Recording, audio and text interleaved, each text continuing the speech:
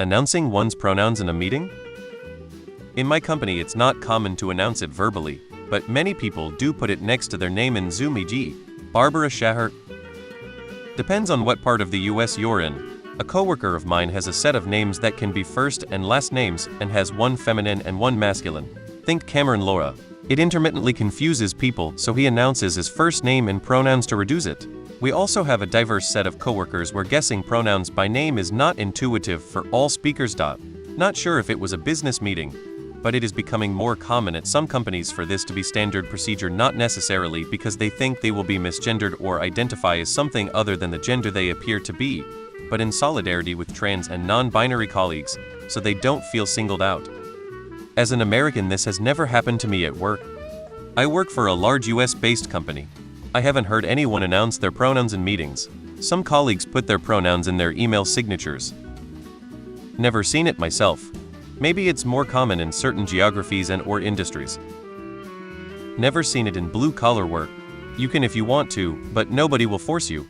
It's part of normalizing the idea that someone may not look or sound like what we associate with a particular set of pronouns.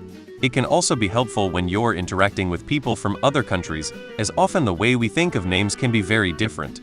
Sami is a masculine name in Finnish, for example, but English speakers may read it as a variant of Sami, a feminine name in English. Depends. Very common in some industries, not in others. I work in IT, including tech-heavy construction. Amongst the IT consultants and designers on video calls, pretty common. Amongst the construction crews? Basically never. It's not common with the company I work at. I have a trans son and had asked him how he felt about the pronoun declaration thing becoming more common. He knows he doesn't always fly under the radar as a guy and can be confused to be feminine. He likes the idea of everyone just saying how they identify, so there is no confusion to those that are a bit more physically androgynous. If preferred pronouns are only asked or declared when trans people are in the room, it is uncomfortable to the trans person. They assume the reason felt for asking or declaring preferred pronouns is probably their presence.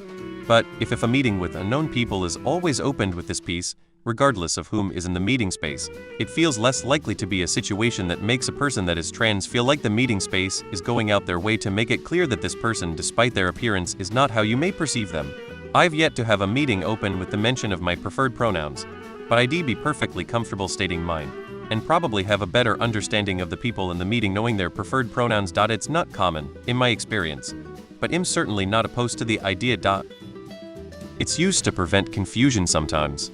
I have a gender-neutral first name and people get real confused via emails. I've never seen somebody do this in a meeting internally or external with customers, but a lot of employees have begun putting their pronouns in their email signatures. I don't think there's anything within our company requiring this, but it seems pretty acceptable to do. I think it's situational. If many or most don't know everyone, I think it's fine to announce pronouns, especially if there are socially conscious folks in the room. But the idea is to not other anyone who may want PPL to use preferred pronouns considered atypical. Better to normalize than stigmatize any non-binary or non-gender conforming or trans people, IMO. Making space for people who typically are erased is, I think it's unnecessary to do that in online meetings, simply because you can add your pronouns next to your on-screen name. Not weird though, since it takes so little time. It's up to you, but I think it'd be helpful if your name doesn't immediately give away your gender to an only English speaker. As for a personal example, I've only gone to school and worked at quite progressive places, West Coast big city, and I have never heard anyone state their pronouns out loud over a video meeting. Personally, I find it tedious. It's not typical. The bottom line is that if you don't want to announce your pronouns, then don't. If you do, then do that. It's like name pronunciation.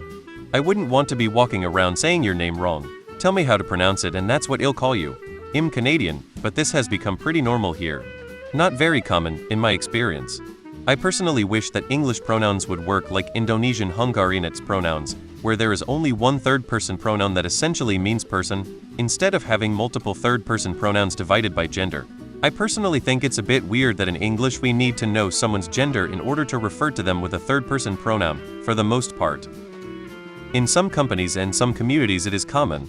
As long as there is no expectation that everyone participate, then it's harmless. If you wish to participate, do so. If you would prefer not to, that is fine too.